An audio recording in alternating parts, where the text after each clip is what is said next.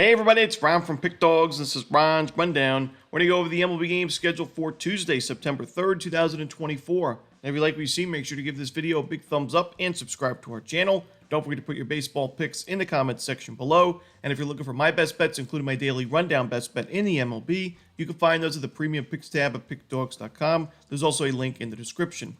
Alrighty, here we go. Here are the games for Tuesday in Major League Baseball.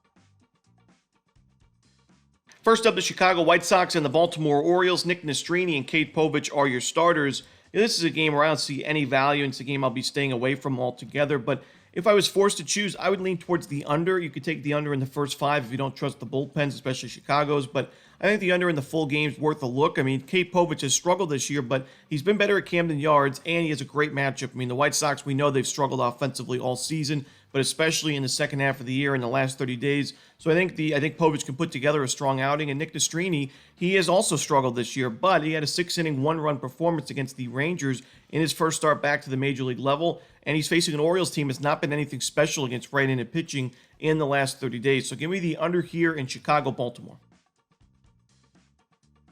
Next up, the Washington Nationals taking on the Miami Marlins. We're to see Patrick Corbin and Max Meyer as the starters. Quietly, Patrick Corbin's been in pretty good form lately, and the Nationals are starting to pick up some of his games. At the beginning of the season, we know he was one of the least profitable pitchers in baseball, but now you look at his last 4 starts, wins over the Angels, Rockies, and Yankees along the way, and only a 1-run loss to the Phillies. So they cover the run line in his last 4 games, and he's given up 3 earned runs or fewer in his last 3 starts. Strikeout number starting to pick it up a little bit. The control's been a little bit better. And when you look on the other side, Max Myers has not really been in great form. The Nationals, I think, have the better lineup, and the bullpens are pretty similar, but I'm going to give the edge to Washington in this one. So give me the Nationals on the money line with Patrick Corbin on the bump. Next up, the Minnesota Twins taking on the Tampa Bay Rays. David Festa and Jeffrey Springs are your starters. I'm going to lean towards the Rays and the under in this game. I think the under's in play. You got 2 starting pitchers that are in good form. I mean, David Festa, his last game against Atlanta, he made a mistake pitch in the first inning. Outside of that one mistake pitch, he was really sharp the rest of the way. He gave up 2 earned runs, but really one of those runs was Caleb Thielbar out of the bullpen, giving up the inherited runner from Festa in the 7th inning. So he was really sharp in that game. Jeffrey Springs bounced back in a nice way against Seattle. He's been better at Tropicana Field this season with a 2.63 ERA. The Twins are slightly improving their numbers against lefties in the last couple of weeks or so, but I still think you got 2 strong starting pitchers, 2 offenses that have kind of been inconsistent, and 2 strong bullpens. I'm going to go with the under at a pitcher-friendly ballpark like Tropicana. Next up, we see the Philadelphia Phillies taking on the Toronto Blue Jays. Tyler Phillips and Chris Bassett are your starters. Tyler Phillips has struggled on the mound, but the Phillies have been able to back him up offensively and win a majority of his starts. But I still don't love him in this spot. I mean, he's given up 4+ runs in his last 3 games, and 2 of those starts were against really weak lineups in the Marlins and the Mariners, where in those 2 games he gave up 13 earned runs combined and 3 home runs with a whopping 14 base hits in only 6 innings of work. So I just think that when you look at the Chris Bassett on the other side, coming off one of his best starts of the season, 6 2/3 at Fenway Park against a very good Red Sox lineup, only 1 run, no home runs, 9 strikeouts. I got to go with the Blue Jays in this one. The Phillies have been inconsistent against right-handed pitching. I'm going to go with Toronto on the money line. Next are the Boston Red Sox taking on the New York Mets. We're going to see Cutter Crawford and David Peterson as the starters.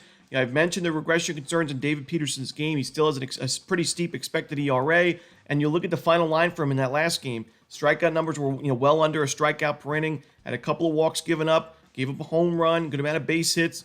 And I do think that at some point we're going to see some shaky outings from Peterson.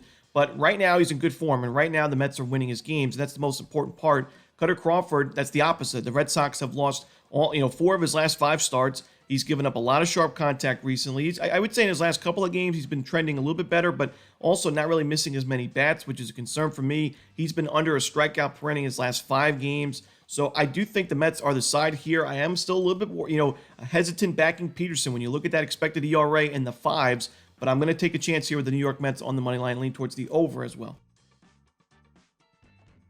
Next up, the Rockies and the Braves. We got Mr. Kyle Freeland and Chris Sale on the mound in this one. Now, this game was at Coors Field. I'd maybe think about taking a chance with the Rockies as the home dog, but at Truist Park in Atlanta, I got to roll with the Braves and lay the 1.5 and maybe 2.5 runs, as Chris Sale's been very sharp at home this season. 8-0 record, 2.78 ERA, 81 strikeouts in 68 innings, and he's in great form right now. His last 4 games, 2 earned runs or fewer in all 4 starts, All those ended up being Braves wins. And he's also been really good at getting out of jams recently. We saw, I think, a bases loaded, nobody out jam against the Giants back on August 12th. He was able to get out of it and not give up a single run in that game. And then against the Twins last time out at Target Field, I think he had bases loaded, one out again, and he didn't give up a single run in that inning. So I'm going to roll with the Braves here. Kyle Freeland's been better at Coors Field. On the road, he's got an ERA above 7. So I think the Braves will be able to get to him, and the Rockies bullpen. Give me the Braves in this one. I like 2.5 runs, but you can take them on the run line if you want. Next up in the AL Central, it's the Guardians and the Royals. We got Tanner Bybee and Brady Singer on the mound. Now, Tanner Bybee's been better on the road this season by far, but Brady Singer's been a lot better at Kauffman Stadium this season and in his career. And when you look at Tanner Bybee's last start against the Royals, it was at Target Field, so you have to put that into consideration. But he gave up 5 earned runs and 3 bombs. It really wasn't a competitive outing for Bybee.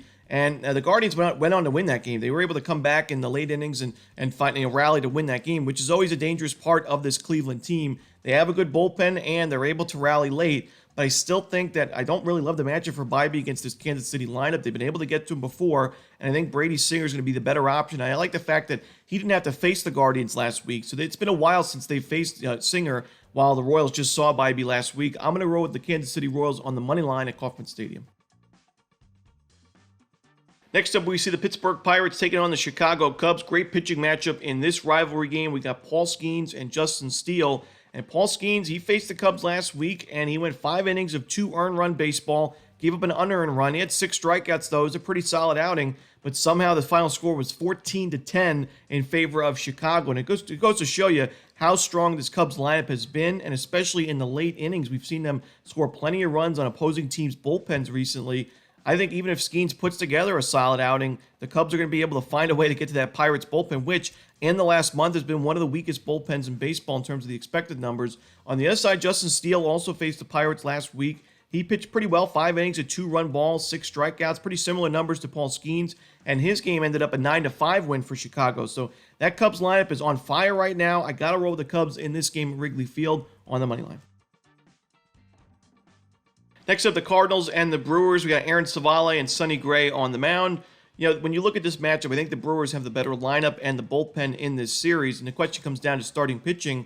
And in this game, you would say maybe Sonny Gray's the better option on paper. But Aaron Savale has pitched really well at American Family Field since joining the Brewers. I mean, he hasn't given up more than 2 earned runs in a single home start so far. And that last game against the Giants, it was 7 innings of 7 strikeout shutout baseball in a 6-0 Brewers win. So he's been able to pitch well at home, and it's the opposite for Sonny Gray on the road this year. He's been a lot better at Busch Stadium. When you put him on the road, a 5.62 ERA. You look at his last 2 road games. It was against the Twins and the Reds, a combined 11 innings, giving up 12 base hits, 11 earned runs, and 5 home runs in a 6-1 and 6-0 Cardinals loss.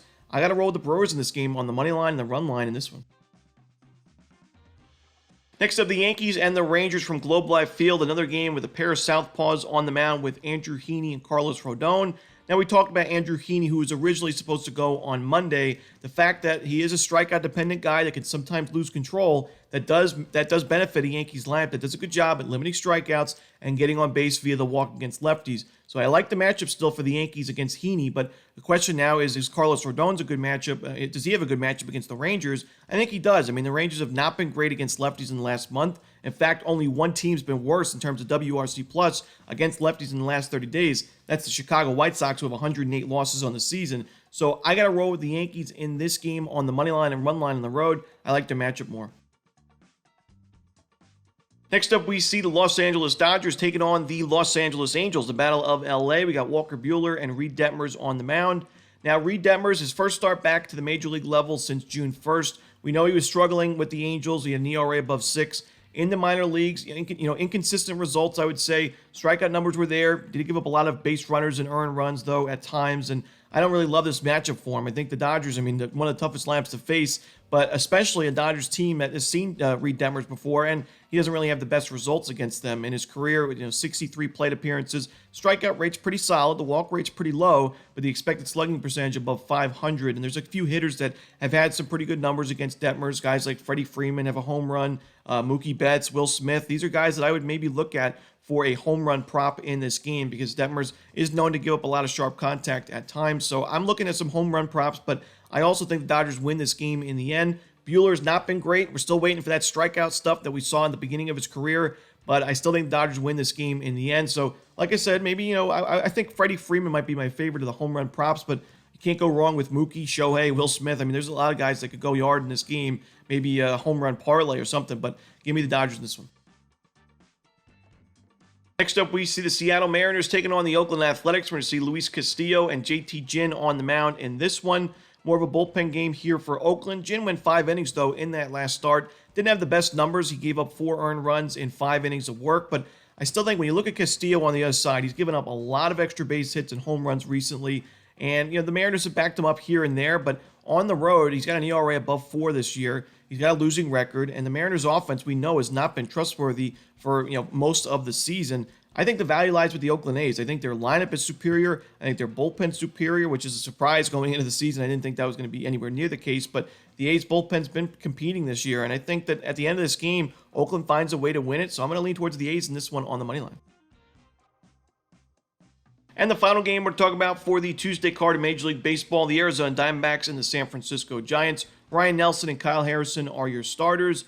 I like the Diamondbacks in this game. I trust their lineup more. I think that they, obviously in the second half of the season, been one of the best lineups in baseball. I think they'll be able to get to Harrison, who's been shaky this year. And Ryan Nelson, at the beginning of the season, wasn't pitching well, and it didn't look like it was going to be a great campaign for him, but he has been a completely different pitcher recently. His last game giving up a couple of home runs, not what you want to see, but I still think he's the better option by the end of this game. Arizona, offensively, they're top 10 in isolated power and team OPS against lefties in the last month. They have a low strikeout rate to go with it. I'm going to roll with the Diamondbacks in this game on the money line on the road. And that's it. Those are the games for Tuesday in baseball. Hope you enjoyed this video. If you did, don't forget to hit that like button and subscribe, and put those baseball picks in the comment section below. Again, if you're looking for my best bets, you can find those at Pick Dawgz Premium. As always, this is Romanelli. Good luck.